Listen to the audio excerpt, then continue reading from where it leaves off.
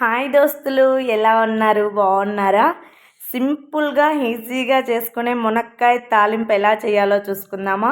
మునక్కాయలను తీసుకొని కోసేసుకోవాలి. చిన్న చిన్నగా అంటే మరీ చిన్నగా కోసుకోకూడదు, మీడియం కోసి పెట్టుకొని పైన పీల్ తీసేసుకోవాలి.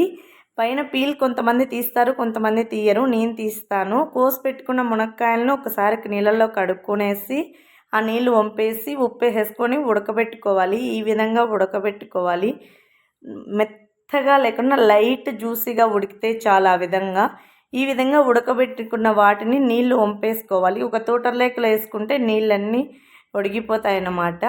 ఇప్పుడు గ్యాస్ మీద పెనం పెట్టుకొనేసి నూనె వేసుకొనేసి జీలకర్ర, సాసవలు, కరివేపాకు వేసేసుకోవాలి. ఇవి వేగిన తర్వాత ఎర్రగడ్డలు వేసేసుకోవాలి. ఇప్పుడు మునక్కాయలు చాలా కాసాయి. అసలు ఎంత 10 రూపాయలు కిలో అమ్ముతున్నాయి. మా చెట్టుకైతే 20 కేజీలు కాసాయి మునక్కాయలు. మేము కూడా 14 కేజీలు అన్నీ అమ్మాము.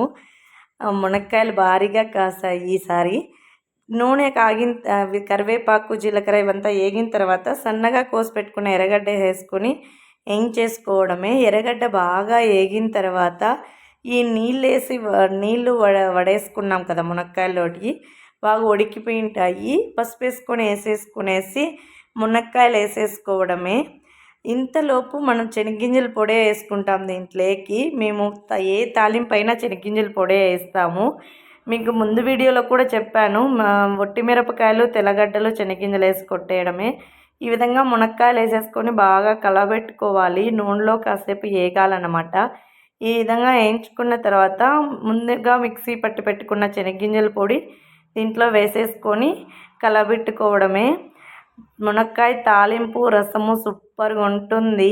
చాలా బాగుంది మునక్కాయ తాలింపు. కొంతమంది శనగ్గింజల పొడి బదులు మంచి పప్పులు, శనగ్గింజలు, తెల్లగడ్డ వేస్తారు. రాజంపేట సైడ్ వాళ్ళు ఎక్కువ అదే వేస్తారు.